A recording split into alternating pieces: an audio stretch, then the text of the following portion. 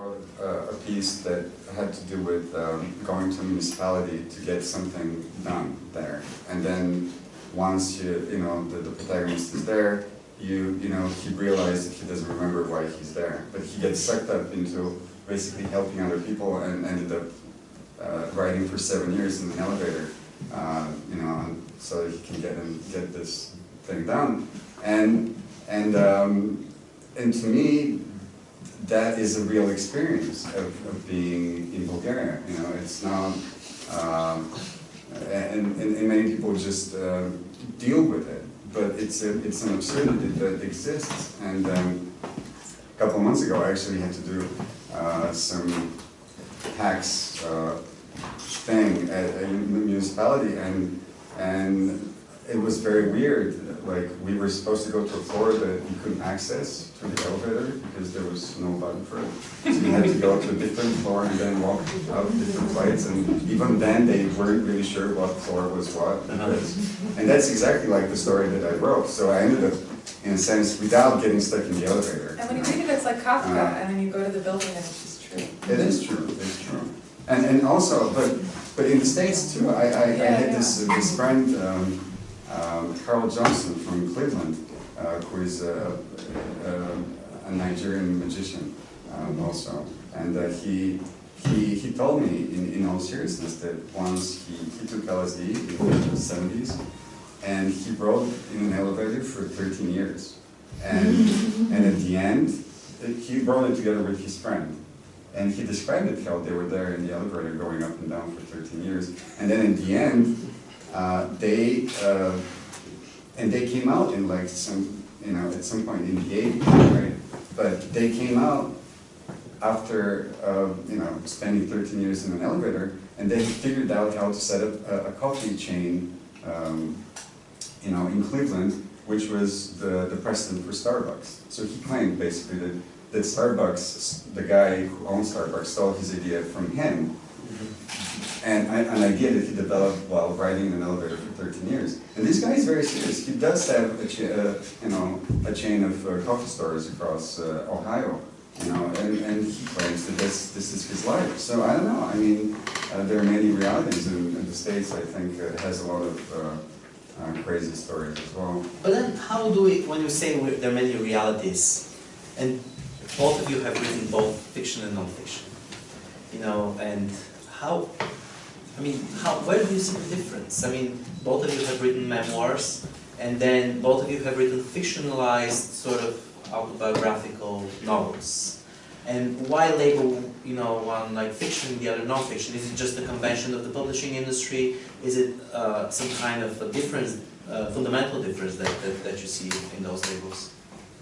Well, with me, Turtle Feet is a memoir because it most closely resembles what I remember, right, of that time. Whereas Wunderkind, while it is based mostly on my memories, there are many things that I have included that are invented. So that is the difference. But of course, if we dig deeper and every year we remember the past differently. So memory is also a construct, to say that memory is a set thing that you could access at any time and it will be exactly the same, like going into a room and pulling a book out and it's the same thing, like you're taking Shakespeare and the sonnets are always the same. It's not like that. Memory is subjective. If you're happy, you remember certain things in a certain way. If you're unhappy, if you're in a marriage and then you get a divorce, your memories are going to be dramatically changed, and so... if your husband eats your foot. If your husband eats your foot, that's also, We were just discussing a rafting accident. Right. Where a very happily married couple ended up, drifting in a capsized boat in the middle of the ocean, and at some point the husband started eating his wife's foot, and afterwards they got divorced. Not surprising, but yes. Elif, what about you? Why did you decide to do a fiction for your second book instead of You know, I know that there are writers for whom, I know novelists personally, for whom fiction is very important, and they specifically don't want to write about their lives. And I talked to a friend of mine who's a novelist, and she said, I asked her, because I suspect, like, I don't want to speak for Nikolai, but I suspect that we are both the kinds of people who really want to write about worlds that we know and experiences that we know, and actual problems that we've had. And I was talking to a novelist friend of mine, Maya Arad, she's an Israeli novelist, and she said, and I was like, how can you be interested in something that you've never experienced that doesn't come from your life? She's like, she said, of course I'm interested in problems that I've experienced, but I'm not interested, and she was trying to speak for me. She said, I'm sure you're not interested either in the trivial details of how things happen to have happened. What you're interested in is these archetypes and certain situations, and what you want to do is abstract those. You know, why should you be writing about your particular life the way it happened? What you want is to abstract those human situations and, you know, amplify them or play with them, and that's where you get your sense of power and freedom. And to me, that's not how I feel at all. I don't feel power or freedom when I abstract away from my, I think partly because I have a kind of an absurd eye for the world. So the things that happen, like I couldn't invent a guy who came on the bus and started talking about how the moon isn't real or, you know, whatever. And the thought that I have to then abstract something from that and substitute in something else is just too many steps. I get very confused, and I end up feeling censored instead of free. Whereas for Maya and for lots of novelists, it's the opposite. She feels censored by having to, you know, be a stenographer and write everything the way that it actually happened. And I think all writers are doing is trying to find some kind of freedom. So for me, it was a vicissitude of the publishing industry that I wrote a nonfiction book first. I intended and wanted my memoir to be written as a novel. I wanted to change some little things and protect people's identities and maybe, you know, play with the sequence a little bit to make it fit better. But basically I wanted to write about what actually happened to me. And because the publishing house really only wanted it as a memoir, I wasn't able to make those changes, and I wrote it as nonfiction. And the second book, even though The Idiot, my autobiographical novel, is the things that happen in it are very similar to things that happen to me, but I did do those slight rearrangings, which I enjoy doing. And to me, the key part of the novel isn't how close it is to reality. It's something about the kind of book that it is. And that was always what I wanted to be writing. So do you feel that for you it's more satisfying, actually, as a writer, to work in the what we call fictional genre than? Well, I think it must depend for every writer, but I love novels. I've always loved novels. Even when I was writing nonfiction, I was doing reporting for The New Yorker, and that was my full-time job. But still at night, I wanted to read novels. So I was, you know, I felt that I was creating this product that I didn't consume, which made me feel like a little bit in a false position. So I also in graduate school, I studied the novel, and I wrote a theory of the novel. When I was stuck in an elevator for 13 years, I wrote a theory of the novel.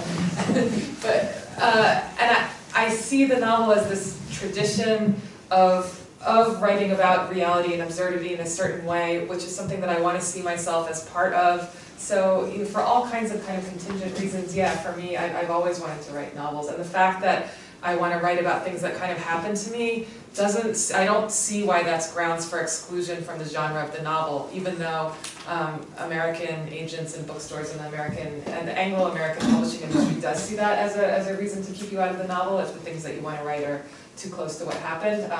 I personally don't see that that's the case, and I think if you look at the tradition of the novel, and if you look at writers like Proust and Melville and Tolstoy in a lot of cases, like, you know, I would want to take the novel genre to include Moby Dick and War and Peace and In Search of Lost Time, among many other books, and David Copperfield, whatever. And if you look at those books, like just those 4 books, and you say, what is the thing that makes them all the same thing and not a different thing? I think the idea that, the hypothesis of saying it's the fact that none of these things in this book actually happened makes absolutely no sense. That's just not what those books have in common. It's not the main thing they have in common. Right, right. Would you like to?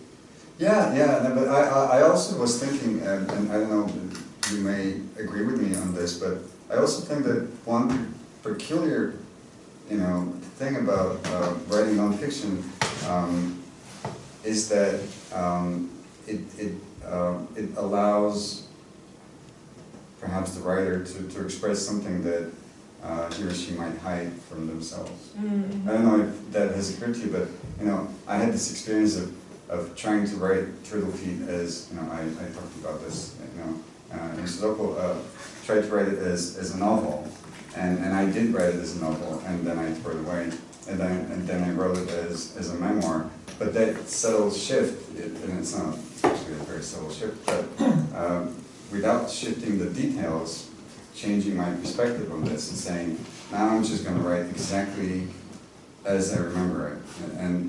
And perhaps the details are the same as the novel, but on a psychological level, I think it allowed me to be more honest with myself, psychologically, not about the details. The details are the same, but just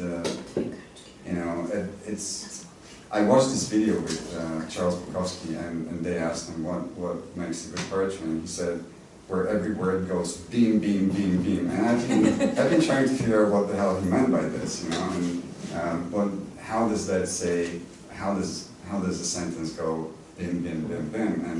And I think that what he means is that, and obviously that's just a conjecture, as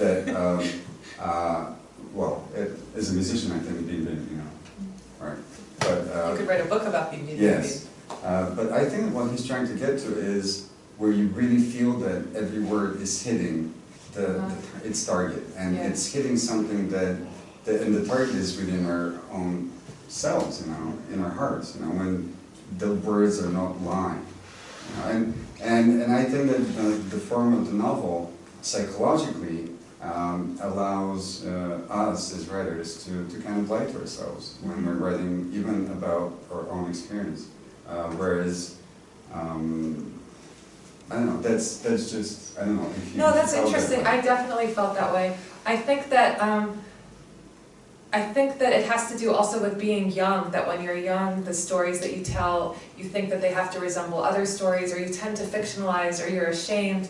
So I had the experience of the book that's now the novel called The Idiot. I wrote a first draft of that like 15 years ago, 15 years earlier than I wrote that. So I wrote it in my early 20s, and then I revised it in my late 30s. I went back to it. And the first draft that I wrote in my early 20s was a lot more fictional. It had more lies, and it had more kind of face saving. So it was written I wrote it when I was like 23, about the time when I was 18. And there was this 23-year-old voice that would come in every now and then and say, when we're young, we're so foolish. It's a book about all the stupid things that an 18-year-old does that are the same for many people. And in the original draft, there was this 23-year-old who would come in every now and then and say, oh, when we're young, we're so foolish, and then we get old and we're wiser. And then, she would say different smart things that were supposed to make the stupid parts look less stupid.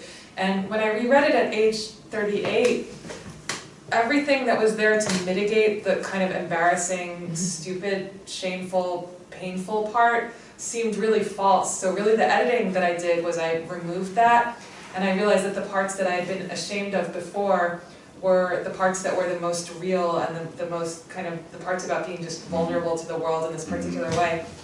And that's when I decided to call the book The Idiot. And it's much closer, the finished version is closer to nonfiction than the first version. So I think that there is kind of like, there was a trajectory of honesty that I took, and independently of the label, but maybe it's not a chance that we have to do nonfiction first before we could learn to write novels with that kind of...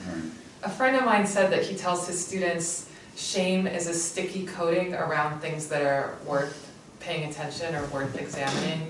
And it's true that there are certain things that are just really hard to write about, and you have to force yourself. And if it's a novel, like I've had the experience of just sitting there like trying to remember something kind of embarrassing that happened in 1996, and then I'm like, I'll just get up and be like, why is this my job? Like, who's making me do this? Nobody. But it is a job that you give yourself, and maybe calling it nonfiction is like a first step before you can do that to yourself totally voluntarily in a novel. There's, I actually mentioned this a little bit briefly yesterday during that talk at the university, but since I'm doing a biography of this Bulgarian writer, Georgi Markov, for me, you know, I mean, how should I say, reality is something very extremely important. And I know there are like many realities, and of course I know that language is a construct, and everything we perceive, you know, everything we perceive through language is already subjective, and yet, you know, there are certain things that, you know, that are there, and that happened, you know, that, you know, certain people were killed, you know, there is a body, there at the end there is a body, and you cannot avoid that body. I cannot fictionalize away that body. So, I cannot, I mean, this... I refute it thus. I refute it thus. I was talking about, you know, Samuel Johnson, like, you know, there's this thing in Samuel Johnson's biography where he goes and he tries to, you know, Boswell writes this wonderful biography of Samuel Johnson, which is like, well, I think one of the best books ever written, and it's basically he describes how Samuel Johnson, this thing about George Berkeley's idealistic philosophy, he's trying to refute it, and he's trying to like see, I mean, it seems wrong, but he's trying to find a way how to refute it. Like he sees like a stone, and he like, you know, kicks the stone, and he says like, I refute it thus, you know. It really hurts his foot. And it really hurts his foot. You know, Boswell said he rebounded from it. But you know, there are certain kind of stones that are there, that are physical, and I know that, you know, when we, you know, otherwise we end up, I think, talking about George Berkeley's idealistic philosophy, right? Or everything is sort of a product of our mind. Everything is around us. Is you know, and maybe we are, you know, being you know, maybe another you know, creature is dreaming us, and you know, we are just these phantoms. I mean, it's possible. Of course, we don't know exactly that, but and yet there are certain things in our physical world, right? Certain physical facts. And I know, you know, there's quantum physics, of course, and all of these things that, you know, sort of disproves some of that. But there are certain physical facts that you cannot ignore. And to me, actually, the border between nonfiction and fiction, at least to me, is that because you cannot ignore these facts, you cannot will them away. You know, nonfiction seems to be just more incongruous in certain ways. You cannot make it all fit, right? You cannot fit in a narrative. You cannot, because with fiction you're allowed to make even like small changes, even when it's auto-fiction, even when it's you know, Tolstoy writing about you know, Napoleon, and he's doing all this research, or I'm thinking of like Balzac, or any of the great realists, you know, using verisimilitude. Yet they have the fictional sort of freedom to change certain details because they have a greater idea, they have a greater narrative arc, which makes things fit. And it seems to me that our, you know, with nonfiction, you just have to contend with the imperfections of this world. That in a sense that, you know, the narrative does not really work sometimes, it just like collapses. I mean, what do you think about that kind of view of fiction and nonfiction? I'm curious. Yeah, I really loved your lecture, but I've been kind of arguing internally with the stone, and I heard it twice. I mean, I think that it depends on how far you want to go with you know, questioning facts and reality. Of course, if you have to examine certain events that have been agreed upon, that have happened, and were witnessed, and were documented by a certain amount of people, and then within that reality paradigm of these events, of course you don't have a lot of leeway to just invent things, because you are already trying to describe these events, so you're taking them as a given, you know. But of course, if you go beyond this, you know, the stone is only hard because we are soft-shelled creatures, you know. The stone in itself is not hard, and it's not even a stone. It's a stone to us, to our experience, to our foot. It is a stone. The stone in itself is not a stone, you know. So you could take it very far away. You could also go to the Ganges, you know, and you know, you'll see a line of really sick old Brahmins and Indians who have gone there, you know, and they're waiting to die, and it smells the whole scene, and is very, very strange and peculiar because on one side you see a line of people ready to die, and then on the other side you see the burning of the bodies just down the river, and then people are throwing the ashes in the river. And it's this cyclic thing that you could see and witness all at once.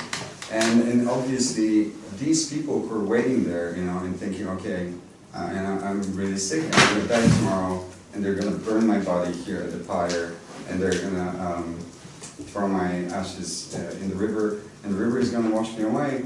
And then you're talking about a dead body, you know, that idea of who we are, you know, and a name attributed to a body that's being borrowed from, you know, from our parents and from the genetic material of all human beings that preceded us, then that kind of solid so-called fact starts to crumble, you know, when you see the ashes thrown in the river, and the river washing it forever, and the only thing that remains of this very solid fact is the memory of a name, right? And a certain amount of people who have agreed, you know, that at some point in time this name existed in this particular body. So it really depends on how far you take things. Well, and, that kind of becomes like a sophistic thing, you know, right, where, you know, right. you can will, I mean, it's this kind of philosophy, of course, has existed well, for a long but time, but these it could people be also... who are waiting to die, it's not a sophistic thing. They see it, and to them they have content with the fact that what they perceive as their bodies will become ashes in a day or two. And that's not sophistry. With them, it's actually a very real thing. They have to contend with the fact that maybe this whole thing was a construct. And they have to, and we all have to at a certain point. So, I mean, it depends on how far you take things, I think, but, you know. Elif, you have an army of fact checkers behind you. I do.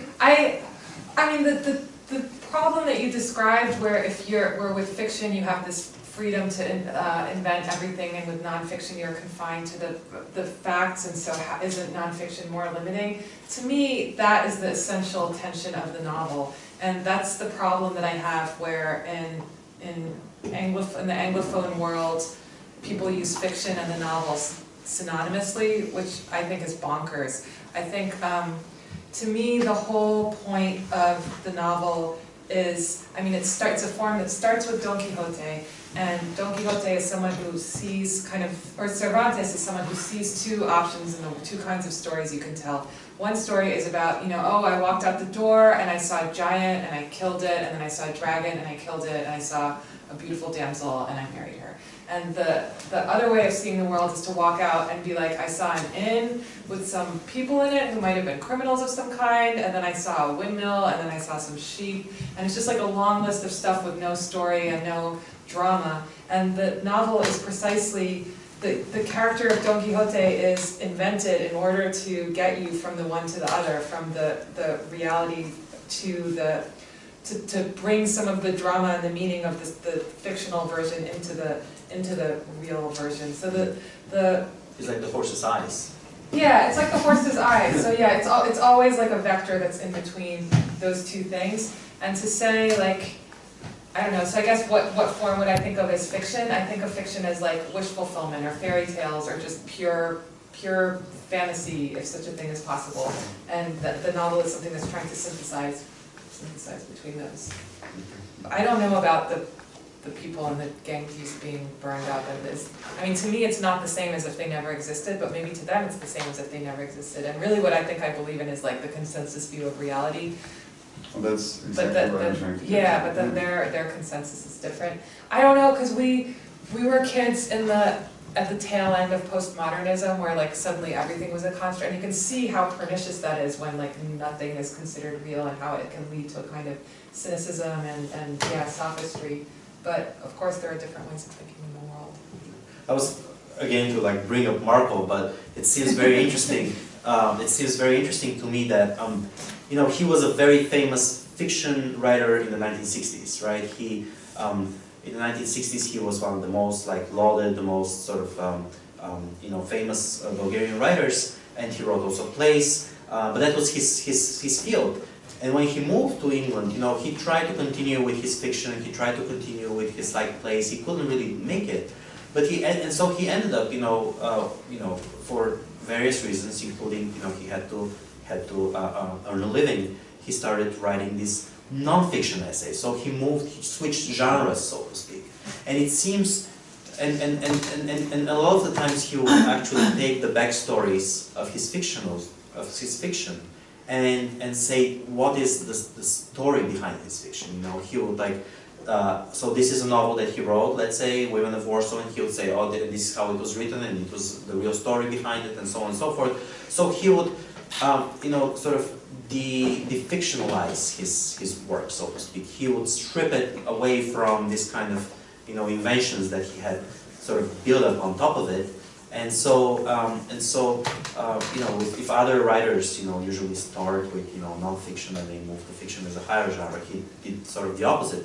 But that's what got him killed, genre, really. I mean, it was because he was perceived as writing these stories that are true, right? That he earned, so to speak, his death sentence. And fiction oftentimes becomes this sort of, I mean, I think it relates a little bit, Nikolai, to what you were saying earlier, that sometimes we're more honest, or like things that we would have hidden even from ourselves, come out in this. Or from the police. Or from the police. Right. So it's interesting what the switch of genre, can do sometimes, and how totalitarian states perceive these genres as well. It get you killed, basically, if you just switch genres. So I was thinking about that, and I know what you mean when you say, you can, the stone is not hard, and it's hard to us, and it doesn't have any, qualities that are inherent in the stone, and so perception. But It's hard to all people, though. Sorry? It is hard to all people. It is hard to all people, I guess, So we describe sort of a human world, which, I guess non-fiction is, I don't know what, but to me, it's these kind of stones are important, and I cannot just, it's hard to me to sort of. Of course they're important, otherwise we wouldn't be writing at all. Yeah. Of course they're important. Yeah. But the trick part is that, they're important to us, and not to other stones. Yeah, that's true. And literature is important only to us, and not exactly. to. And it's an experience, and the experience is subjective, and that's the beauty of it. If it wasn't subjective, then we would be in real trouble. And there would be no point in writing it. There would be no point in writing, and no point in meeting people at all, or talking, because every person will be exactly the same. They will have the exact same experience. There will be no need to even speak the language. But precisely because we perceive different realities and different levels of realities, it is so fascinating to meet people and to read and to learn about other people's realities and empathize with them through books, novels, or nonfiction. Actually, it doesn't matter. It's that subjectivity that makes, that kind of is the life force of everything that we're doing. And I don't think that it leads to the denial of any reality, the denial of any substance whatsoever. It actually is the driving force for trying to understand what the world is about and other people. I wonder if that thought of other people might be a good transition to take some questions from the audience. Yes. Sorry. Yeah. Yes. I just want to say two things. I'll try to say them briefly. I think every single topic you brought up, the three of you, applies to the phenomenon of Donald Trump. I was going to say that, here we have, anyway, go ahead. I mean, not to go into every detail, but it's just the convergence of reality and unreality and truth and nonfiction and what's real and what isn't, and is reality just is it just a convention? What's fake news, right? Fake news, alternate reality. What's the crowds at his inauguration? Did he win? Did he not win the popular vote because millions of people who were foreigners, who were immigrants, voted? I mean, we could go into every detail, but everything you're talking about converges there. Now, I just want to tell you an anecdote and ask you what you would think of it. I grew up in the movie business, and so a friend of my family was a director. And as a young man, he started out as an editor. He was a cutter. That's what the word used to be, right? And after World War II, when they were preparing the Nuremberg trials, he was in the army and he was asked to prepare a video as evidence in the trial of one of the rallies at Nuremberg. And he's cutting away, he's having a grand old time, and he's got this fantastic, rally, and Hitler's holding forth. And he thought, wouldn't it be great to add some music to this? So he found some, martial music and some drums and brass and all that, and he added it to he made a soundtrack. And he took it to the officer for whom he was preparing this film, and showed him the film, and he was very proud of himself. And the officer, the general, whatever, the blood drained out of his face, and he said, if we show this at the trial, we will not only lose the specific trial, the specific person who's being, indicted, but we will lose the whole thing. The Nuremberg trials will just be invalidated completely. And, and I think that, either the Holocaust happened and those people did what they did, and you really can't add on something that didn't happen when you're talking about who's accountable for the murder of millions and millions of people. You can't reduce the Holocaust to a convention. And either the truth matters, really matters, the truth as maybe the consensus view, I don't know what the consensus view of truth is, but I know it when I see it. I know truth when I see it. And what would you make of that? What would you make of that, Nikolai? I don't, A soundtrack to yeah, an invention, a soundtrack to a Nuremberg rally, a soundtrack that never existed before. The film editor was just so thrilled at thinking he would add some music to it. Naive American. Well, I don't know. I mean, it also speaks of the power of music, I suppose. This is why music is so important in a movie. If you watch a movie without music, then Star Wars without the music, it feels very flat. So I suppose, that's a plus for music. He went on and made movies, this guy. Right. He didn't become a lawyer, he didn't become a historian. Right. But I think music is very powerful. Music is pure emotion. So if you apply music to something visual, it becomes very powerful emotionally, and it can twist perceptions. it can certainly, I think it's more than perception. I think it's not just a question of, I perceive this, right? Yeah. or emotion. I think it's a question of truth. Right. We cannot do without some notion of truth.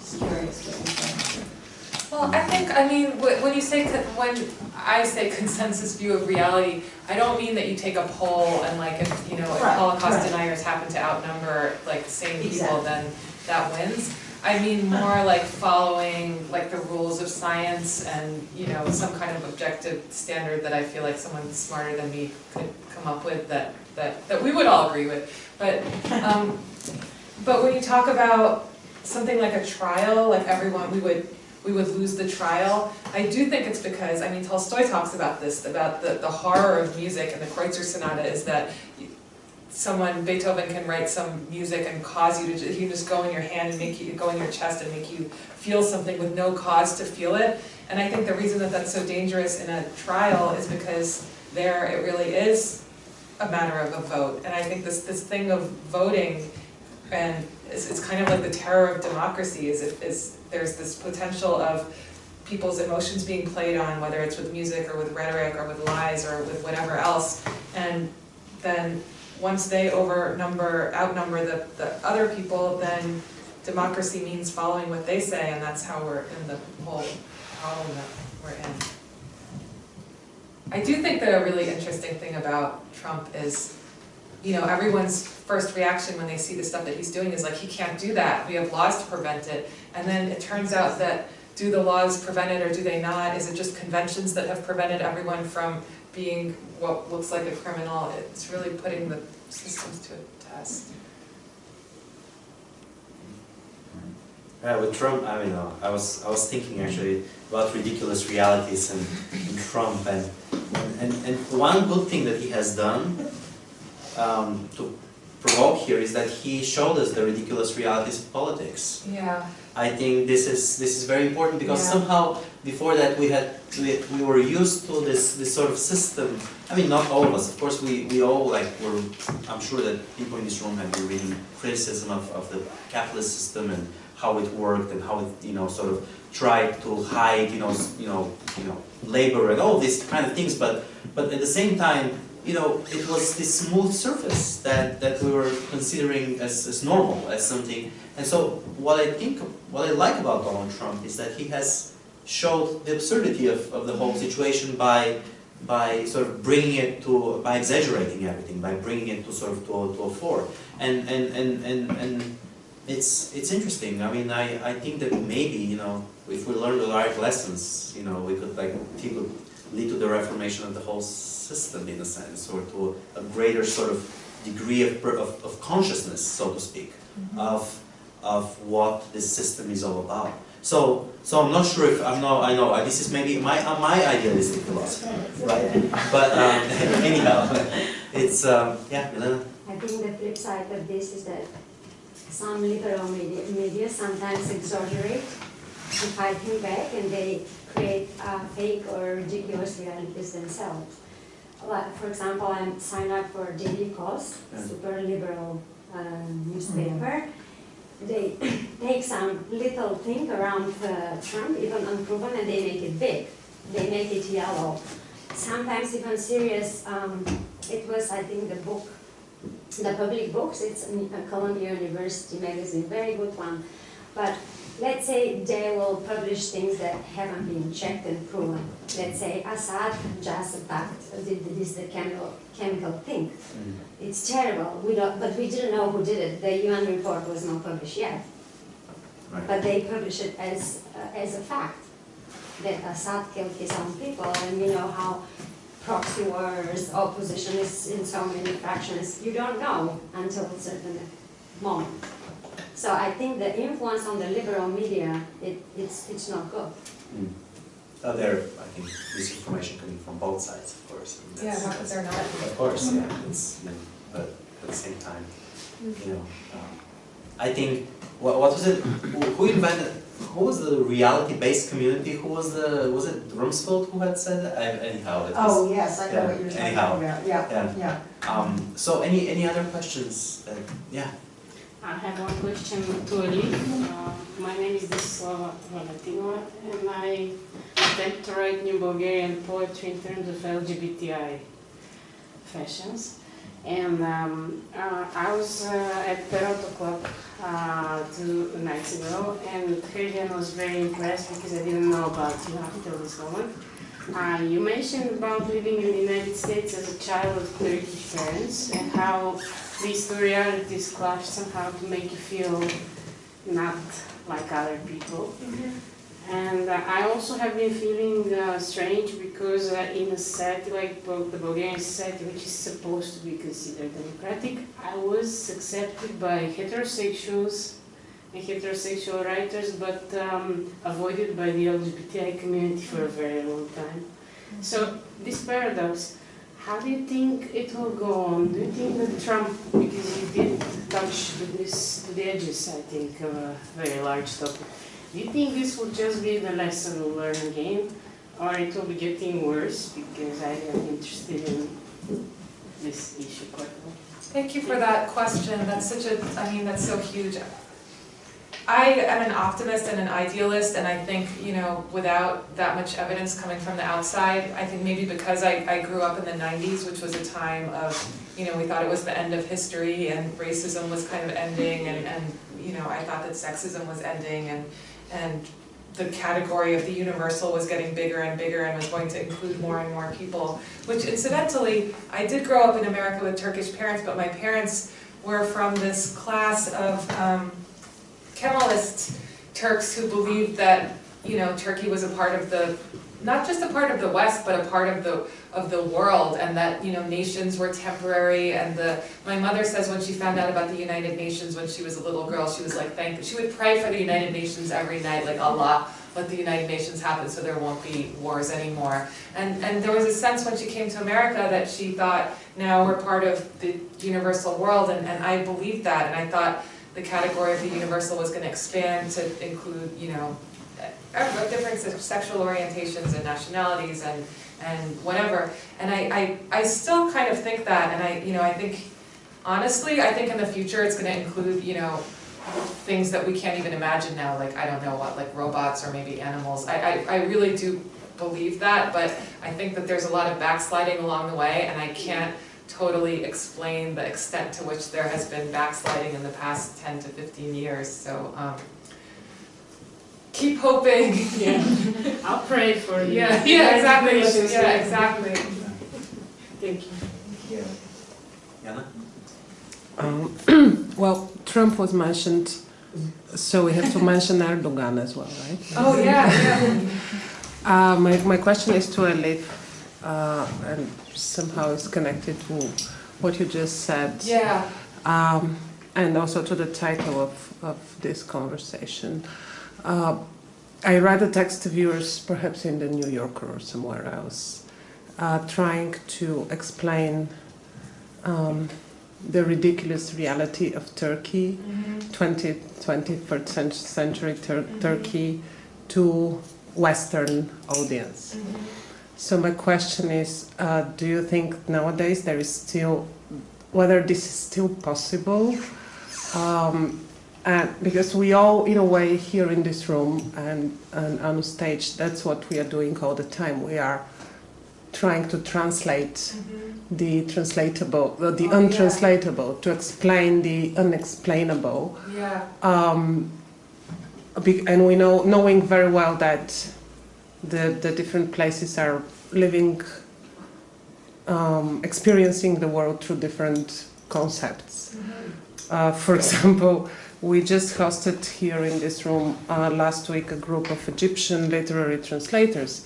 One of them was a very religious man, a Muslim religious man, who was translating Nazim Hikmet and other radical leftists, Turkish writers. Yeah. And for him, there was no problem with that. Yeah. And for a week, I tried to understand how he lives with that, apparently for me, a conflict. So anyway, I think what you are brilliantly doing in your journalist text is trying to explain some of the Turkish social and political situation, the very complicated Turkish political situation, to an audience that thinks in that oppositions, left, right, conservative, progressive, etc., Secularist, etc. religious. Yeah.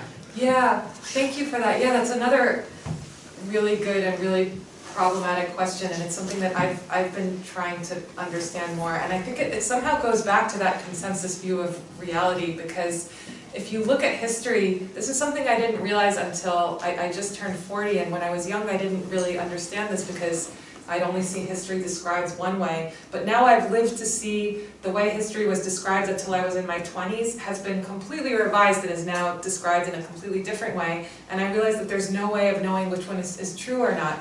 So there's like a slogan now in Turkey that is used by both sides is "Kandırıldık." It's like we were deceived or we were tricked. And so there's one version of Turkish history which says that Atatürk, saw what happened at the end of World War I, and he secularized Turkey, and he made all of these very radical changes, and they caught on, and people were so excited to be part of this new state and to come together in this new way that they really set religion aside and looked to science and progress. And that is the reality that I grew up in, and I saw not just in my family, but in my mother is from a very educated family in Ankara, and my father's family is more mixed. There are some people who are educated, some people who aren't, and they're from the south and not from a very big city. So I saw more different kinds of people, and I really didn't see anyone chafing at this, at religion being extinguished. Then this narrative that came about in the 80s and in the 90s and really brought Erdogan to power is this narrative that Atatürk suppressed religion and that it was always there and it was always in this kind of simmering unconscious, and then it burst forth and it had been oppressed for all this time, and all these people had been downtrodden and they had to claimed that back, and you know, millions of people in Turkey really embraced that narrative and said, yes, it's true, we were forced to give up our Muslim identities. So it's true, if they say it, it's true. And yet, I don't think it's a contradiction that if you went back in the past and asked those same people, do you feel that your Muslim identity has been suppressed? I think a lot of them would say no. And it's not that they, you know, but if you ask them now, they say, well, we were tricked. We were tricked into thinking that the West was something we should be a part of. We were tricked into giving away our Muslim heritage. And actually, when you look at the forms of Islam that have arisen in the Erdogan years, for example, the headscarves. When I was a kid, it was very uncommon, just not very uncommon, but you would see older women with scarves sometimes, and women from the villages, and it was this marker, it was a demographic marker of you know, geography and age and a bunch of other things. And they were this particular kind of scarf that was made from this kind of cotton material with this embroidered edge. And now if you walk down the street in a major city, you see many women wearing scarves that cover everything. And they're actually, they're silk, they're made of a different fabric. They're actually different scarves that, as far as I understand, they came from the Arab world and they brought those in when Islam became a new thing. So is it true that religion was suppressed and then it came back? Yeah, in a way, but it's also an invention that was just created with these new props that were brought in. And the two ways of describing things, there's almost, you can just keep redescribing things forever and not know which one is real. Yeah, problem. Any other questions?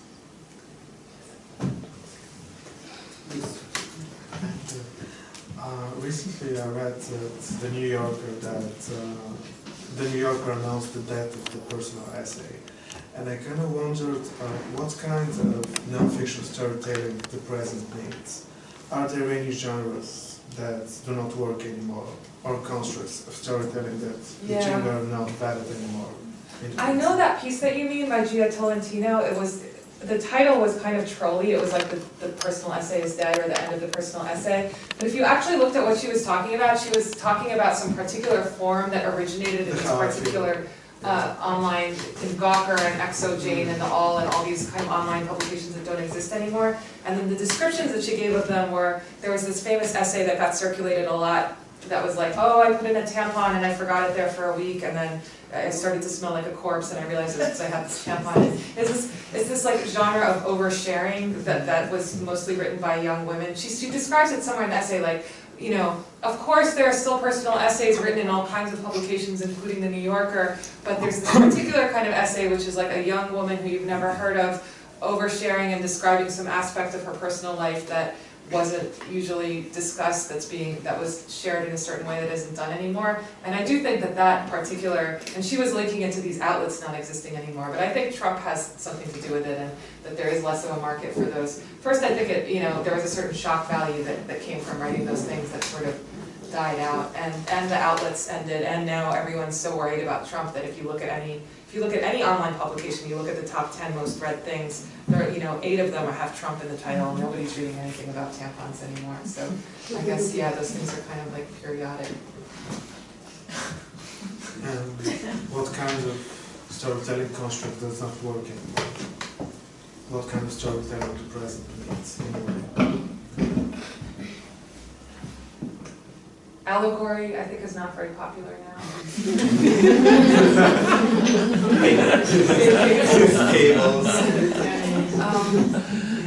Or maybe Trump is killing the absurdity right now. Yeah, Should be totally deprived by. Yeah, maybe. I mean, there are fewer stories about idiosyncratic things. Like something like This American Life, where that's this radio show that's listened to by a lot of people that used to be more about kind of finding some idiosyncratic person in some corner of the country doing something, kind of making topiary bushes or something. Now there are a lot of them are about Trump, and insofar as they're still about obscure people living out their lives, they're about who is the Trump voter really and who are the people who support Trump, and I mean that has really shifted. So yeah, in Paris there was this theater, Le Grozni, and that theater tradition, the theater of horror, where they would get together in Parisian theaters, small ones, and they would perform, beheadings and cutting off arms and just absurd plots, and people really enjoyed going and having a drink. And then during the Second World War, or I can't remember which precise year, the owner of these theaters closed them all, and they asked him, they interviewed him, they asked, why did you do it? And he said, after, The war. with the Holocaust and everything, and obviously there is nothing you could do in this theater anymore. And so maybe Trump is killing the absurdity. That's a very interesting view, actually. Yeah. I like that with the theater, and yeah, but But then time passed and now we watch action movies where people are being dismembered and. yeah, we forget. Zombies Yeah. are popular. Yeah, again. zombies are horror films galore. Anyway. Other questions? I have one Yeah. question. Because you were talking about reality and the We're talking about some heady, like sort of questions here. Yeah. And it was, but I don't, I was wondering of the incident with the killing of the journalists from Charlie Hebdo, and a few days after these killings, Boko Haram in Africa massacred like maybe more than 2,000 people, and the echo of the 5 or 6 murdered people from Charlie Hebdo was much, much bigger compared to this huge massacre. So do you think it's this is because of the kind of Western centrism of the storytelling of the reality, or because I think that the world is getting smaller. We are not traveling around the world, but we have idea of the whole world. But is it the whole world? Because I haven't been in Paris, but on the other side I haven't been like in maybe Eastern Timor, but I don't know almost anything We know a lot more about about France, yeah. Yeah. So well, it's just the nominal, most of the dominant modes of information sharing are usually Western. It is Western centric, and this has gone for many years. It's not like only this Charlie Hebdo, or I mean any kind of even today so many millions of kids die in Africa of malaria and other diseases, and we don't get almost any kind of sort of Well, yeah, big they coverage. don't edit magazines, those Yeah. children, so They don't- they have much less of a voice. It's true, and it's even with Twitter today. I mean, now it's a little bit better because I think information sharing is, as you said, really smaller, and information sharing is so much faster. But at the same time, we just 3 people are dead somewhere, and suddenly it's a big event. But then how many people still remember like the Beslan, for example, killings of the kids in southern Russia. It was one of the biggest terrorist attacks of the last 50 years, but it's something that sort of has gone away. So certainly, certainly, I think the media. I mean, even the choice of subject. When we're talking about newspapers and people say, oh, but this newspaper is more objective. Yeah, in a sense, yes, but also even the choice of subject, what the editor asks you to write about. I mean, this is already a kind of a point of view, and so there's always I think we always have to be aware of this. It's also kind of the amount of press that Charlie Hebdo got is kind of a testament to the success of terrorism, where like the people who are tweeting the Charlie Hebdo story who are not tweeting Boko Haram are people who think maybe a terrorist is going to come in and shoot me while I'm sitting here at my desk, and they're not thinking maybe Boko Haram is going to come take over my office building because of where they're living, and that's just a part of like global terror and how it works to make everyone fear for themselves. Any other questions you may have? one last comment. I believe that when one closes a door, then one day this person may open the door again and try and go knock on someone else's door. And I don't wish to be in the position of the one who closed doors for me. Really, because imagine if I can't open my door later for someone. But yes, I would be very happy if publishers from Bulgaria keep communicating with me, and I don't mind which side they come from. Well, thank you all very much, and thank you, Elif, and thank you, Nikolai. I know it was like, so we haven't resolved, I think, the nature of reality and fact, but it's a difficult question that I myself, and I think every writer struggles with and constantly. That's why we can all kick this. That's we can kick this trunk. But again, thank you very much, and I encourage you to get both Elif's and Nikolai's books, which are absolutely wonderful. They're very different writers, and yet you can see, the different realities they represent and how fantastic they are, and what makes us human in the end, and what how they actually bring us out of our stupor and our normality, and sort of make us see the world in an absolutely new way. So thank you both of you for being here.